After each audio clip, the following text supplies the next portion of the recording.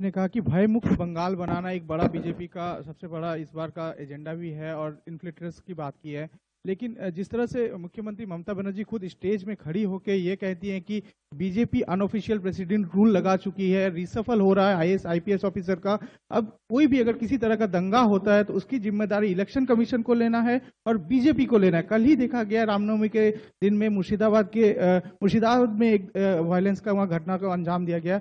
तो सर किस तरह से देखते हैं, क्योंकि चुनाव है, एमसीसी लागू है और जिस तरह का माहौल अभी से बन रहा है, सर क्या कहना है इस विषय पर?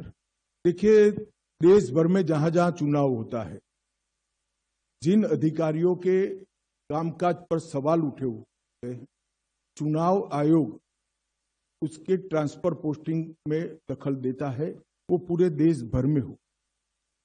बंगाल में इसलिए ज्यादा दिखता है कि यहां सारे अधिकारी ही एक प्रकार से इनकी कैडर बन गए, तो यहां कुछ ज्यादा दिखाई पड़ता है।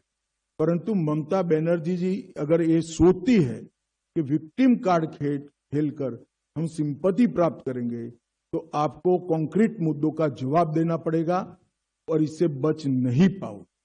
जहां तक लॉ एंड ऑर्डर का सवाल है, जहां जहां भारतीय जनता पार्टी की सरकारें आई, चाहे असम हो, चाहे उत्तर प्रदेश हो, एनडीए की सरकार बिहार में भी आई, हम बदतर से बदतर व्यवस्था से राज्यों को बाहर निकाले हैं। ये हमारा ट्रैक रिकॉर्ड है। बंगाल की जनता हम पर भरोसा कर सकती है।